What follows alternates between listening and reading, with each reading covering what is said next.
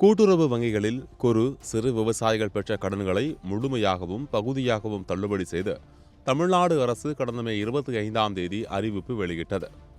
அதன்படி கூட்டுறவு வங்கிகளில் குறு விவசாயிகள் ரூபாய் 50,000 கடன் பெற்றிருந்தால் முழுவதுமாகவும், சிறு விவசாயிகளுக்கு ரூபாய் 25,000 எனவும் தள்ளுபடி செய்து அரசு அறிவிப்பு வெளியிட்டது. இதற்கு விவசாயிகள் கடும் எதிர்ப்பு தெரிவித்து வருகின்றனர். தேர்தல் அறிக்கையில் 5 ஏக்கருக்கு குறைவாக நிலம் வைத்துள்ள விவசாயிகள் கூட்டுறவு வங்கிகளில் வாங்கியுள்ள பயிர்க்கடன்கள் முற்றிலுமாக தள்ளுபடி செய்யப்படும். 5 ஏக்கருக்கு மேல் நிலம் வைத்துள்ள விவசாயிகள் கூட்டுறவு வங்கிகளில் வாங்கியுள்ள பயிர்க்கடன்களில் 50 விழுக்காடு தள்ளுபடி செய்யப்படும் என அறிவித்துவிட்டு தற்போது அதற்கு நேர்மாறாக விஜய் நடந்து கொண்டுள்ளார் என பல்வேறு தரப்பிலிருந்தும் கண்டனங்கள் குவிந்து வருகின்றன.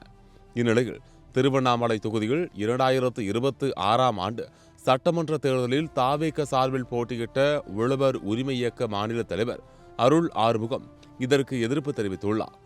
இது குறித்து அவர் தன்னுடைய சமூக வலைதளத்தில், முடியாது, முட்டுக் கொடுக்க முடியாது, விவசாயிகளுக்கு செய்யும் துரோகம்தான் இந்த பாரபட்சமான கடன் தள்ளுபடி என்பது. தமிழக முதல்வர் ஜோசப் விஜய், நீங்கள் வாக்குறுதி தரவில்லை, உத்தரவாதம் கொடுத்தீர்கள் என்பதை மறக்க வேண்டாம்.